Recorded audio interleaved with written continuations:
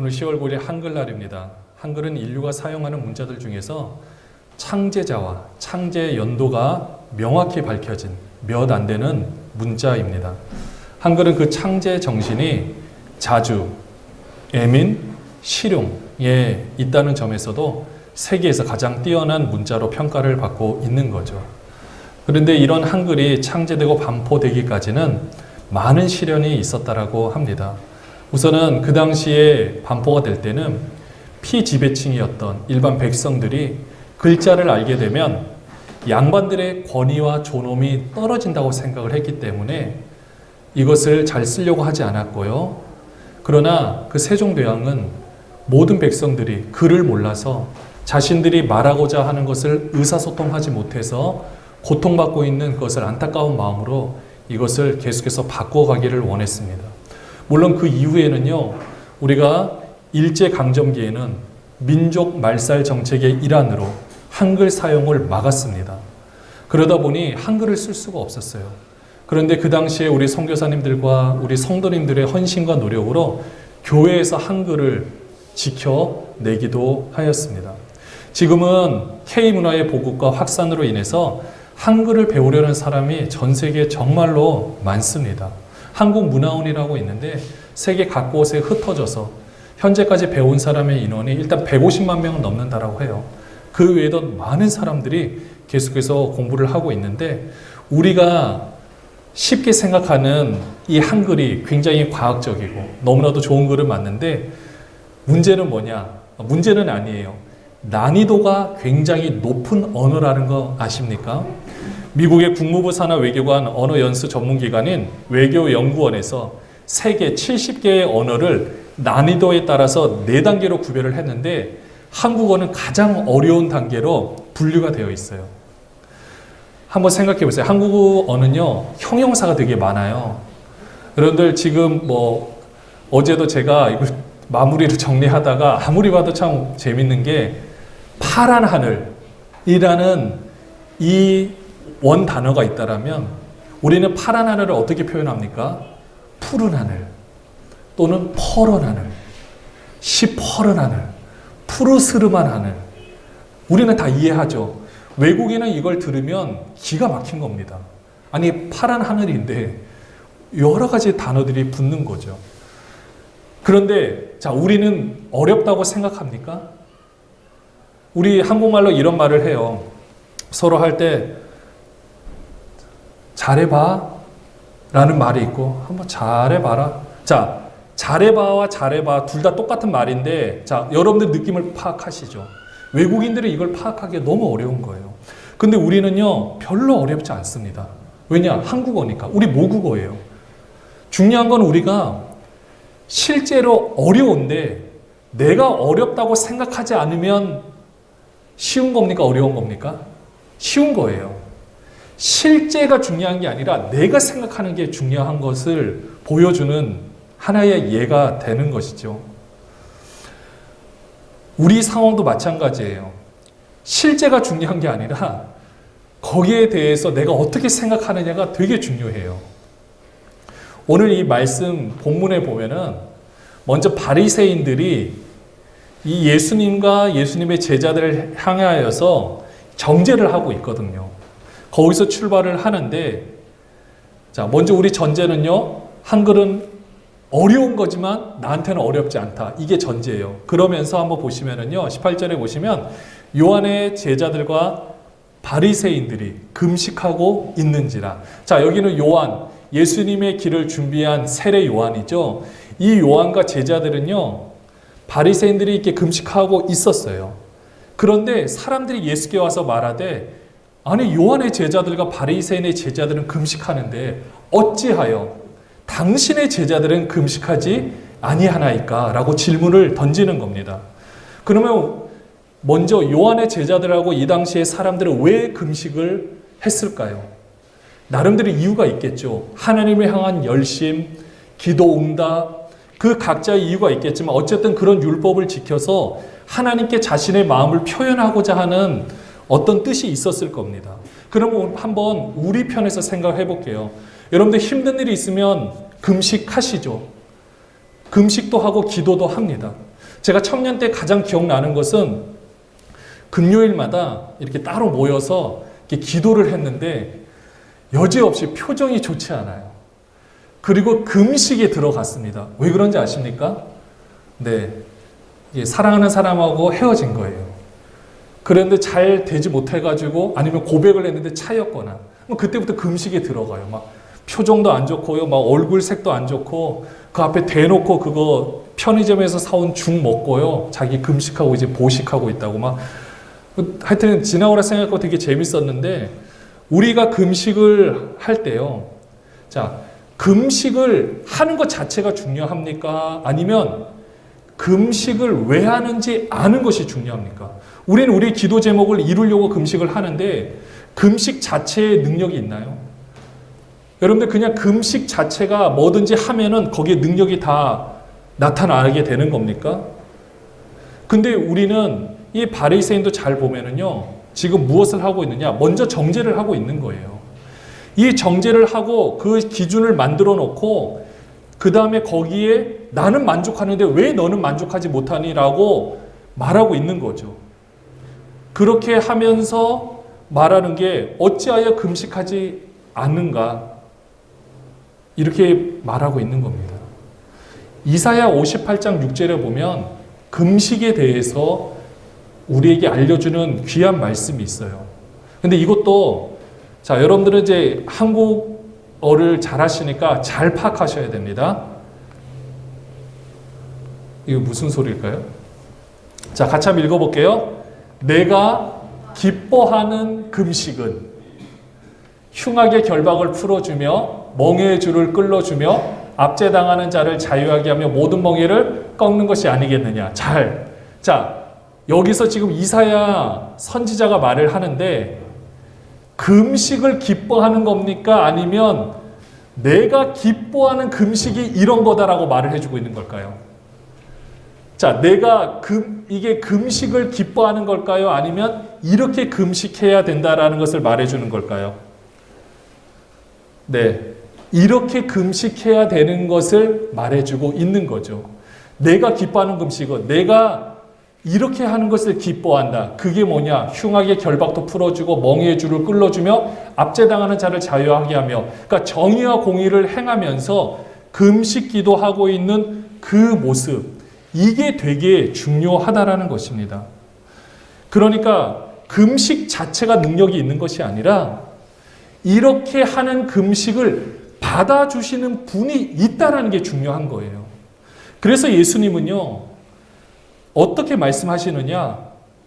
본인이 나는 혼인집 신랑이라고 말씀하세요. 근데 그 전에 기뻐하는 금식을 행하면은 금식 기도를 받아주시는 하나님께서 어떻게 하시느냐? 7절 한번 보시면요. 그 다음 구절에 보시면 이것도 우리가 하는 행동이에요. 줄인 자에게 내 양식 나누어 주고 유리하는 빈미를 집에 드리고 헐벗은 자를 보며 입히며 골육을 피하여 스스로 숨지 아니하는 것이 아니겠느냐. 그러니까 내가 기뻐하는 금식이 이렇게 하는 행동, 공의와 정의를 행하면서 금식하는 그 자체를 하나님이 너무 기뻐하신다. 그러면 하나님은 어떻게 하시느냐? 우리의 금식 기도를 받으신 하나님이 8절에 보시면은 이렇게 말씀하세요. 그리하면 너의 빛이 새벽같이 비칠 것이며 너의 치유가 급속할 것이며 너의 공의가 너 앞서 행하고 여호와의 영광이 내 뒤에 호위하리니. 너무 멋있는 말씀 아닙니까? 이렇게 해 주시겠다. 자, 이 말씀만 봤을 때 금식을 했으니까 이렇게 해 주시겠다고 한 겁니까? 아니면 금식을 하면서 너의 그 정말 배고픈 것도 참아내면서 그 고통 가운데 있으면서 정의와 공의를 행하려고 하는 그런 모습 가운데 있을 때 하나님 이것을 행하시겠다라는 거예요. 그러니까 우리의 금식 기도를 받아주시는 분이 계시는 게 중요한 겁니다. 그래서 예수님께서 그 자신에 대해서 정죄를 하고 있는 그들을 향하여 하신 말씀이 오늘 본문 19절에 보시면 예수께서 그들에게 이르시되 혼인집 손님들이 신랑과 함께 있을 때 금식할 수 있느냐? 신랑과 함께 있을 동안에는 금식할 수 없느니라. 왜 그렇습니까? 우리의 금식 기도를 받는 하나님이 우리 함께 하고 계시다라는 거예요. 지금 하나님과 함께 하는데 내가 또 그 안에서 하나님께 기도를 하는 것이 중요하겠습니까? 지금은요, 그 자체를 누리는 것이 훨씬 중요하다라는 거죠. 근데 우리는 왜 이런 생각 가지고 있느냐? 우리는 하나님 안에서 누린다라는 개념보다는 항상 하나님은 동떨어져 계신 하나님이라고 생각하는 거예요. 왜냐? 우리가 죄인이라고 생각하니까. 뭔가 우리 자신도요, 우리가 정죄를 하고 있는 거예요. 사실 남을 향해 정죄를 하고 있는 사람들의 특징을 보면 자신을 향해서도 정죄를 합니다. 그래서 자존감이 낮아져서 또 자책감에 빠져서, 물론 자존감이 낮거나 자책감을 가지고 있는 것 자체가 나쁜 것은 아니지만 거기에 빠져서 아무것도 못하면 그건 이제 문제가 되겠죠. 남을 향해서도 마찬가지입니다. 그러다 보니 하나님과의 관계도 멀어져 있어요. 그러니 내가 기도를 하면 하나님을 불러들인다라고 생각을 하는 것입니다.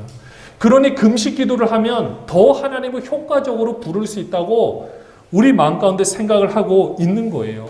그럼 하나님께서 그거를 원하시느냐? 원하실 것 같습니까? 아까처럼 정의와 공의를 행하는 금식 기도는 하나님이 원하시겠지만은 그거와 상관없이 나의 어떤 것을 이루기 위해서 내가 하나님을 불러들인다라고 생각하는 것은 그는 하나님이 원하시는 것이 아니라는 것입니다. 오히려 내가 지금 나와 함께 하시는 하나님을 향해서 설레는 마음을 가지고 살아가는 것. 우리 신랑 되신 예수님을 인정하는 삶이 훨씬 더 중요하지 않겠습니까? 결혼을 하고 있는 신랑 신부가 있는데 신부의 입장에서 이 신랑을 어떻게 하면 더 기쁘게 할까라고 생각해서 맛있는 음식을 좋아하지. 결혼식에서 이 정말 신랑이 좋아하는 음식을 내가 좀 해줘야겠다 하고 피로 현장에 가서 맛있는 음식을 준비를 하고 한다고 생각해 보십시오. 우리가 일반 상식으로 봐도 그걸 통해서 신랑이 막 감격하고 막 눈물을 흘릴까요? 아닙니다. 옆에 그냥 있어주면 돼요. 본인이 신랑이라는 것은 신부가 있기 때문에 증명이 되는 것처럼 또 신부가 있어야만 결혼이 성립이 되고 결혼이 증명되는 것처럼 그 안에 있어주면 그걸로 충분한 거예요. 다른 걸 해서가 아니라 그 존재로서 자체가 이미 큰 기쁨이 되어준다라는 것입니다. 이 온전한 자유가 바로 이런 거예요. 우리가 기도하면서 금식 기도하면서 하나님을 불러드리려고 하는 것이 아니라 내가 하나님 앞에서 지금 내 곁에 계신 하나님을 내가 안을 수 있는가? 그 하나님과 내가 동행하고 있는 것을 내가 느끼는가? 이렇게 그것에 집중하는 것이 훨씬 더 중요하다라는 겁니다. 사실 그래요. 우리가 정죄를 하는 이 부분들을 보면 이 예수님 시대도 바리새인들은 율법 때문에 정죄를 하긴 했습니다. 이 율법 때문에 우리도 마찬가지예요. 우리 안에 있는 어떤 기준들이 있어요. 이 기준으로 인해서 율법을 가지고 정죄를 하는 것입니다.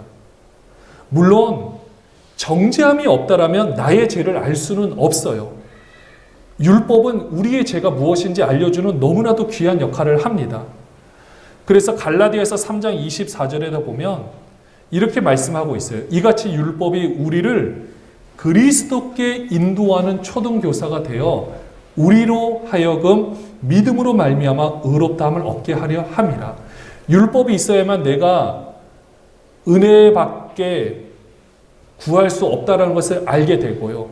그로 말미암아 믿음으로 주님께 나아갈 수 있게 되는 겁니다. 그래서 율법은 너무나도 필요해요. 그러나 계속해서 내가 정죄를 하다 보면 결국 내 주위에 사람이 없게 되는 것입니다. 그리고 나 또한 그 정죄 속에 무너지게 되는 거죠.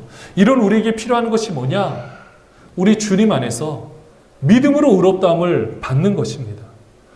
여기서 믿음이라는 것은요, 여기서도 분명히 말씀해 주고 있지만 우리의 신랑 되신 예수님을 인정하는 거예요. 내 삶 가운데 나의 이런 모습이라 할지라도 이 모습대로 인도하시는 분이 우리 하나님이라는 걸 먼저 인정하는 겁니다.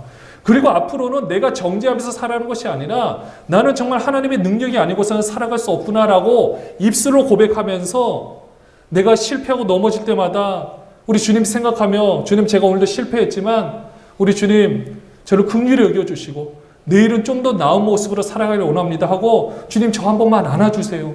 이렇게 기도하면서 그냥 그 자체에 머물러 있는 것이 중요하다라는 겁니다. 꼭 뭔가 다른 것을 통해서 하나님 나와 멀리 있는 것처럼 다시 끌어올려 하지 마시고 지금 내 앞에 계신 내 안에 계신 하나님을 믿음으로 붙잡는 것이 훨씬 더 중요하다라는 거죠.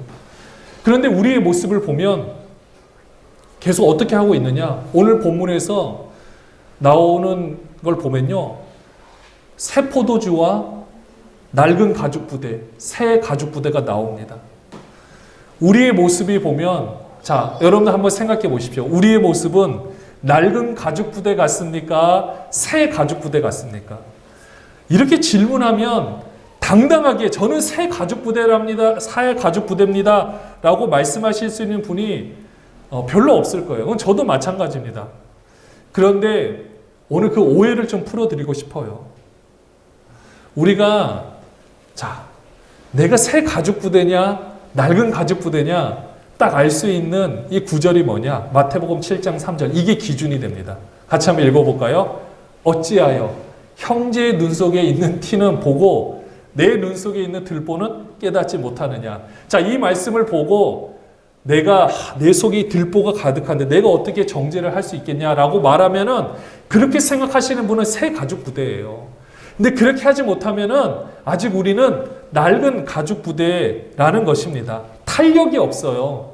새 복음이 들어오면 거기에 반응을 해야 되는데 이제 반응을 할 수가 없어서 어떻게 되느냐? 터져버리는 거예요. 단순히 낡은 가죽 부대는 나이가 많은 세대를 말하느냐? 아닙니다. 오해하지 마십시오. 쉽게 표현하면요.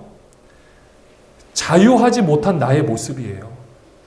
이 정죄 그리고 나를 정죄하고 우리 주님이 나와 함께하고 계시다는 것을 누리지 못하고 그냥 이 모든 것에서 자유하지 못한 나의 모습 이 자체가 낡은 가죽 부대라는 것입니다. 그리고 새 포도주는 뭐겠습니까? 당연히 복음이겠죠. 원래 오늘 말씀에서 이 본문이 말하고자 하는 바는요. 예수님께서 복음으로 오셨잖아요. 예수 그리스도가 이 땅에 오신 것 자체가 복음, 복된 소식인데 낡은 유대교의 정신, 율법의 정신으로는 그것을 가죽 부대는 받을 수가 없다. 그래서 새 포도주는 새 부대에 기존의 가치관으로는 받을 수 없기에 새로운 가치관으로 받아들여야 된다가 원래 본문의 원뜻이거든요. 근데 저는 그 본문을 보면서 우리의 모습을 한번 생각해 보니까 일단 당연히 저의 모습이에요. 이 말씀을 준비하면서도 저의 모습 가운데 왜 그렇게 정죄를 할까? 이건 잘못돼서 그런 거예요. 누군가를 정죄한다는 것은 제가 저를 정죄하고 있기 때문에 그런 거거든요. 그래서 본문의 원뜻을 잘 보니까 진짜 낡은 가죽 부대가 뭘까? 아, 자유하지 못한 모습이구나. 그냥 이렇게 생각하면 되겠구나. 너무 어렵게 생각하지 말고 정말 내가 하나님으로부터 자유하다면 정죄의 눈빛보다는 사랑의 눈빛으로 봐야 되는 게 당연한 건데 아, 그렇게 못하는 게 나도 아직 낡은 가죽 부대구나. 지금 하나님의 놀라운 복음을 막 이 땅 가운데 지금 부어주시려고 하는데 우리 교회 막 부어주시려고 하는데 아, 내가 아직 받을 그릇이 안 됐구나. 이게 결론이라는 거예요. 여러분들은 어떻습니까? 여러분들은 낡은 가죽 부대입니까? 새 가죽 부대입니까? 오늘 이 말씀을 통해서 우리는 하나님 앞에서 그냥 주님 안에서 그 귀한 자유함을 누렸으면 좋겠습니다. 그게 바로 온전한 자유예요. 우리는 신앙생활을 아까 금식기도처럼 의무로만 할 겁니까? 아니면 진짜 믿음으로 할 겁니까? 믿음으로 그 신앙의 대상이 나와 함께하고 있다는 것을 바라보며 나가시겠습니까? 아니면 내가 또 기도할 때마다 하나님을 끌어내리려고 하시겠습니까? 새 포도주는 같아요. 이미 우리가 알고 있는 복된 소식 예수 그리스도로 말미암아 깨닫게 된 모든 진리들, 내가 경험했던 내 삶 가운데 지지고 볶고 힘들고 어려운 가운데 내가 깨달았던 은혜, 이게 다 새 포도주예요. 내가 지금 오늘도 밤에 또 하루 생활을 지내다가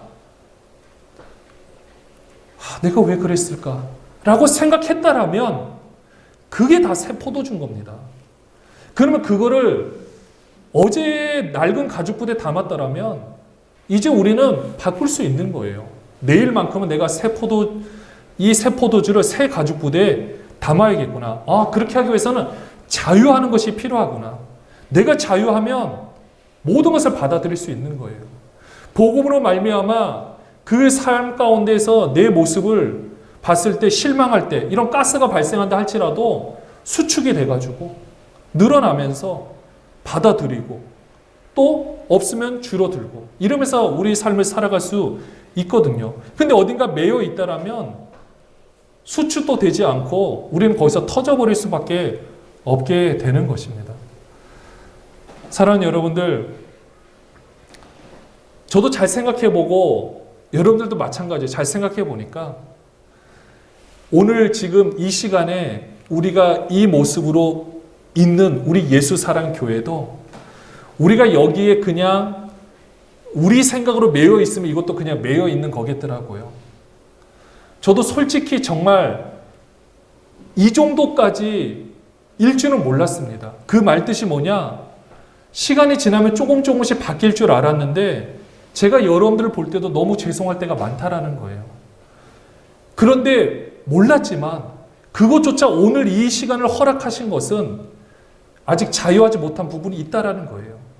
여러분들, 저의 힘으로 솔직히 저는 제가 뭔가를 하면 된다고 생각했었습니다. 와서도 다른 지부사회 여기 와서도 사역하고 가는 곳마다 아무리 힘들어도 하면 된다고 생각했는데 되지 않는 것처럼 생각하는 것도 이것도 우리가 매여 있는 부분이더라고요. 우리 성도들이 다 마찬가지입니다.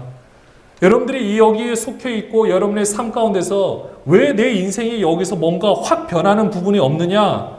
그거는 지금 어쨌든 하나님께서 여기까지 인도해 오셨던 부분이에요. 그거 아십니까? 하루하루가 새로운 기록을 갱신하는 거 아십니까? 우리가 지난주 10월 2일까지가 기록을 갱신했다면 오늘 10월 9일 또 기록을 갱신한 거예요. 매일이 그런 겁니다. 매주가 그런 거예요. 그래서 오늘 저는 일단 저에게 어제 저는 선포를 했고요. 금요일날 선포를 했고 여러분들에게도 선포를 하는데 우리의 버리지 못한 낡은 가죽 부대가 있으면 여러분 우리 다 버려버리고 바꿉시다. 우리가 가족에 대해서 생각하는 거, 교회에 대해서 생각하는 거, 하나님에 대해서 생각하는 거, 그리고 사역에 관한 모든 것들 이제는요 그냥 다 바꿨으면 좋겠어요. 이전 것들은 다 버려버리고 새로운 존재로서 우리가 하나님께 나아갔으면 좋겠습니다. 물론 우리의 힘으로 되지 않습니다. 그래서 스가랴 4장 6절에 보시면은요 이렇게 말씀하세요. 우리 같이 한번 읽어볼까요? 그가 내게 대답하여 이르되 여호와께서 스룹바벨에게 하신 말씀이 이러하니라. 만군의 여호와께서 말씀하시되 이는 힘으로 되지 아니하며 능력으로 되지 아니하고 오직 나의 영으로 되느니라. 오직 하나님의 영으로 우리는 새 가죽 부대가 되면 됩니다. 우리는 부대가 되면요 하나님이 담아주세요. 하나님이 담아주시면 우리는 그걸 통해서 마음껏 사람들에게 그 복음을 공급해 주면 되는 겁니다. 우리는 그 그릇이 되면 돼요. 우리 예수사랑교회가 그런 그릇이 되면 되고요. 우리가 개인적으로 그런 그릇이 되면 됩니다. 이전의 모습에 여러분들 우리 매여 있을 필요 없습니다. 나이가 중요한 것이 아닙니다. 지금 있는 모습에서 내가 그리스도 안에서 온전한 자유함을 누리는가, 이 자체가 새로운 가죽 부대냐 낡은 가죽 부대냐 이 차이인 거예요. 고린도서 5장 17절 말씀에 보면 그런즉 누구든지 그리스도 안에 있으면 뭐라고요? 새로운 피조물이라. 이전 것은 지나갔으니 보라 새 것이 되었도다. 우리는 다 새로운 존재가 되었습니다. 우리 이 말씀을 붙잡고 우리 오늘 이 시간부로는 나는 낡은 가죽 부대가 아니다. 이미 예수님께서 다 예배해 놓으시고 내 삶 가운데 나를 이렇게 만들어 놓으시고 인도하신 그 하나님의 놀라운 능력을 담아낼 새로운 가죽 부대다. 이렇게 생각하시고 오늘부터 하나님의 성령의 역사로 나를 바꿔갈 수 있도록 그것을 위해서 우리가 우리 삶 가운데서 하나님 앞에 금식 기도하며 기도할 수 있는 우리 모든 분들이 되시기를 소원합니다. 이제는 하나님께서 이렇게 일을 하실 겁니다. 우리 이전 것 생각 다 내려놓고 온전히 하나님만 바라보고 하나님의 성령이 내 안에서 어떻게 역사하실지를 기대하며 새로운 피조물로서 귀하고 복된 삶을 살아내는 모든 분들 되시기를 주님의 이름으로 축원합니다.